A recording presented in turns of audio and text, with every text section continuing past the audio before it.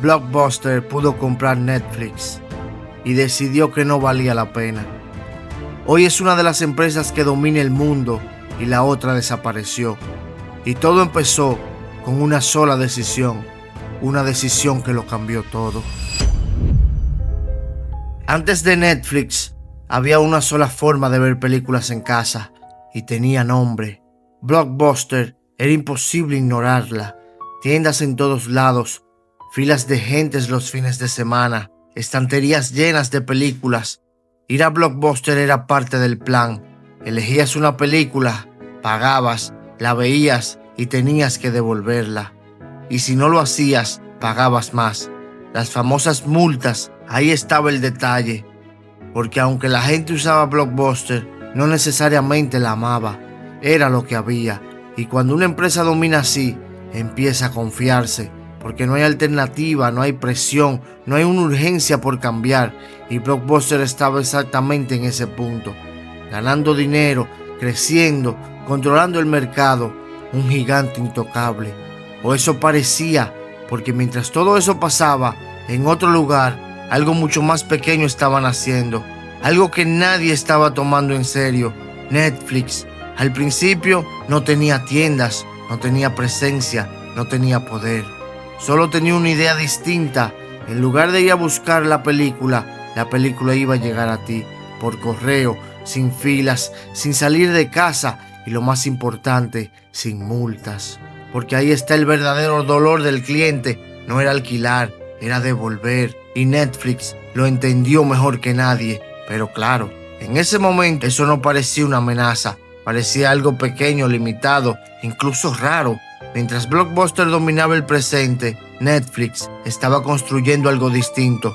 No más grande, pero sí más inteligente. Y esa es la parte peligrosa, porque los gigantes no caen cuando aparece algo grande, caen cuando aparece algo mejor pensado. Y Blockbuster todavía no lo veía.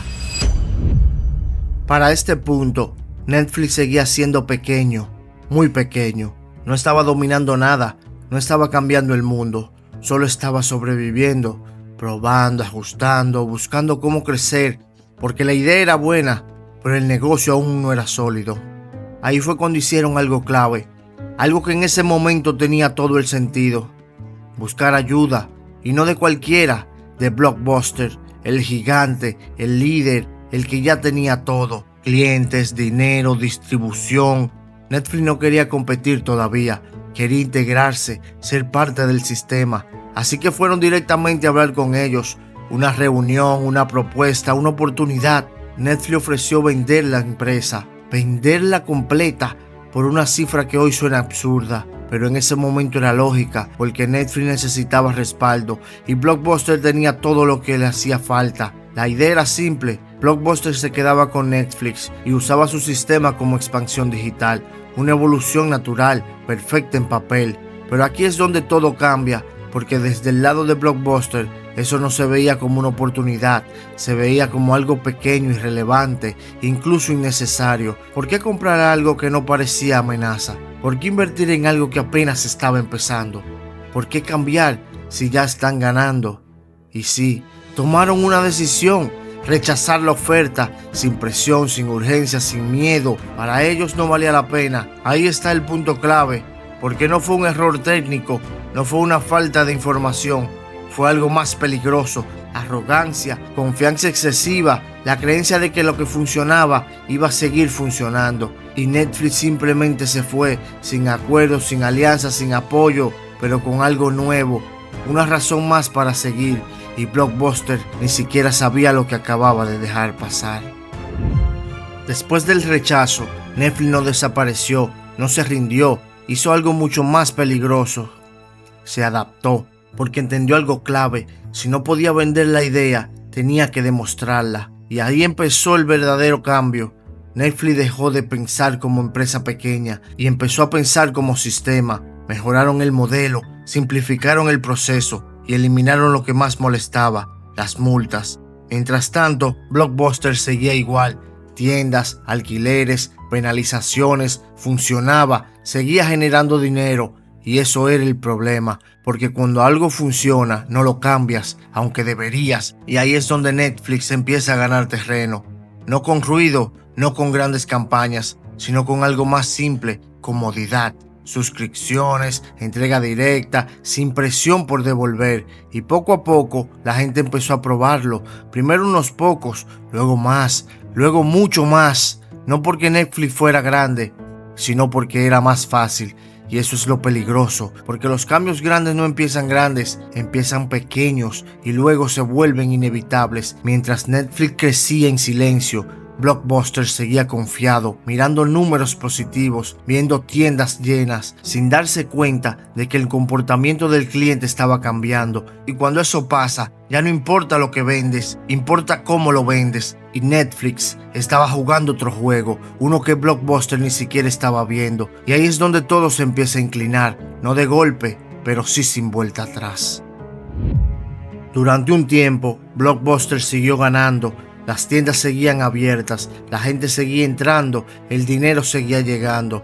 Desde fuera todo parecía normal, pero por dentro el terreno ya se estaba moviendo, porque mientras Blockbuster seguía haciendo lo mismo, Netflix hizo el movimiento más importante de todos. Dejó de enviar DVDs y empezó a hacer algo completamente distinto: streaming.